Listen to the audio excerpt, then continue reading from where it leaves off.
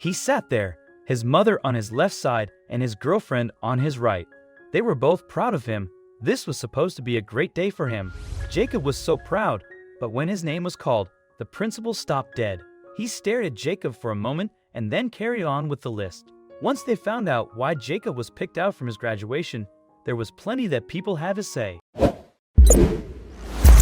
There was a student attending Crown Point High School in Crown Point, Indiana. His name was Jacob Dalton Stanley, and he had dreams of serving his country ever since he could walk. He wanted to be a surgeon. At 10, he was so sure that this was going to be his dream. He wanted to follow in his father's footsteps, but no one took him seriously at such a young age. Jacob was careful not to mess things up, so he studied hard and made sure to finish high school before he could start his big dreams.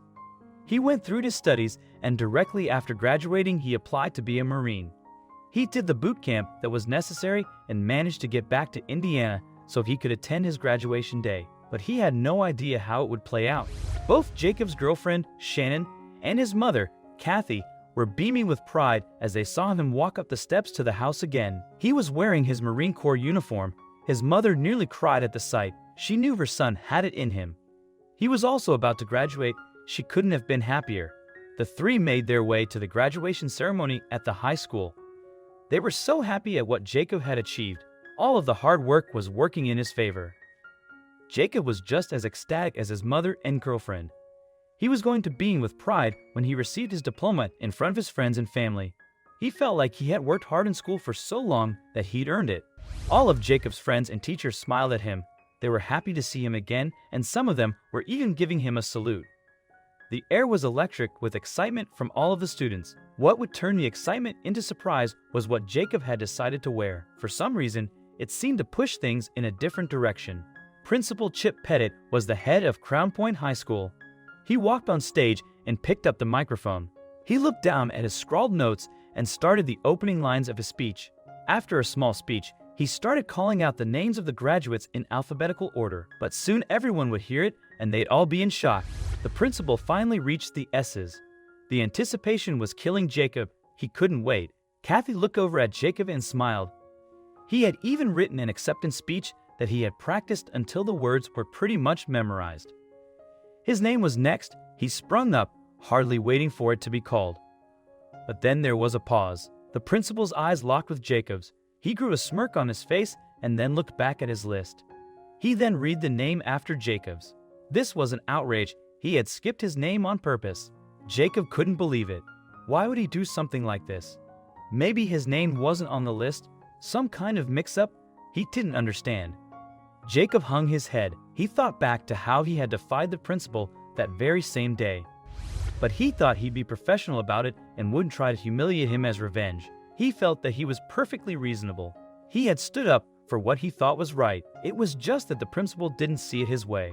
Why was his clothing such a problem? He felt it wasn't fair. After putting his life on the line to serve his country, this was how he was treated. And what infuriated Kathy the most was that she looked around and noticed that there were other students who were violating the graduation dress code too. And yet, their names had still been called. Did Mr. Pettit have a problem with her son? It was a disgrace, Kathy later said in an interview.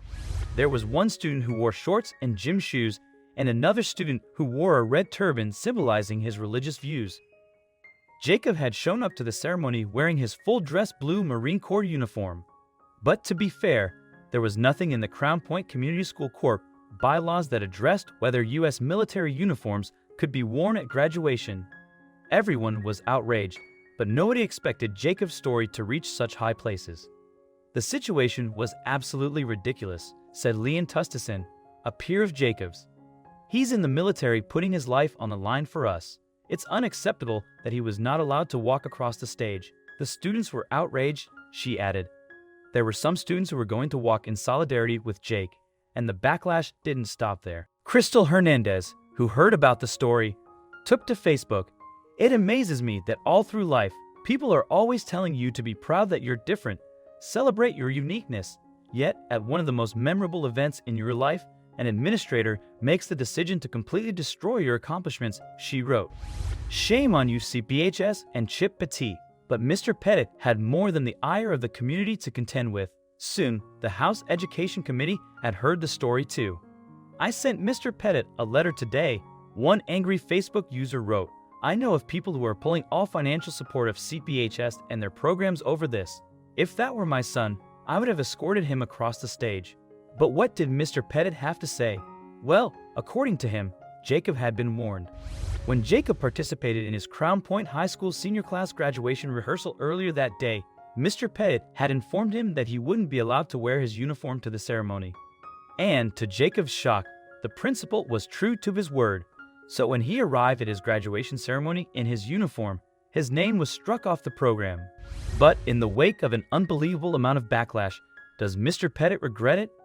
Although Mr. Pettit has received a ton of hate online, he insists that he was only enforcing school policy and stands by what he did. He argued that Jacob could have instead worn a military stole or cord over a gown and been recognized during the graduation ceremony. This tradition is not intended to be disrespectful to students, parents, or our community, but as a source of pride for our students, Mr. Pettit told NBC Chicago, but no amount of defense would make him less of a hypocrite in the public's eyes. To add insult to injury, another school in the Crown Point area called Hobart High School had a similar situation that had also been widely publicized, but for a very different reason. Anna Kritikos, another graduate who enlisted in the Marine Corps like Jacob, was allowed to wear her military uniform at her graduation ceremony. When she asked her high school administrators for permission, they fully supported her, unlike Jacob's situation. Anna said, "The Marines are okay with us wearing our uniforms at high school graduation. The school board, principal, and superintendent discussed it and agreed that I could wear my Marine uniform." In contrast to Crown Point High School, Hobart High School goes the extra mile to recognize military graduates. Their superintendent, Peggy Buffington, shared, "We acknowledge future military members by having them stand during the ceremony," and the audience applauds. This year, Anna Kritikos had a special moment as she graduated early and came just in time for the ceremony. "We recognize her accomplishments as she's a private first-class military occupation specialist currently serving in Virginia, specializing in intelligence. We are extremely proud of her achievements." According to a U.S. Marine Corps spokesman, the military doesn't dictate graduation dress codes. It's up to the school leadership.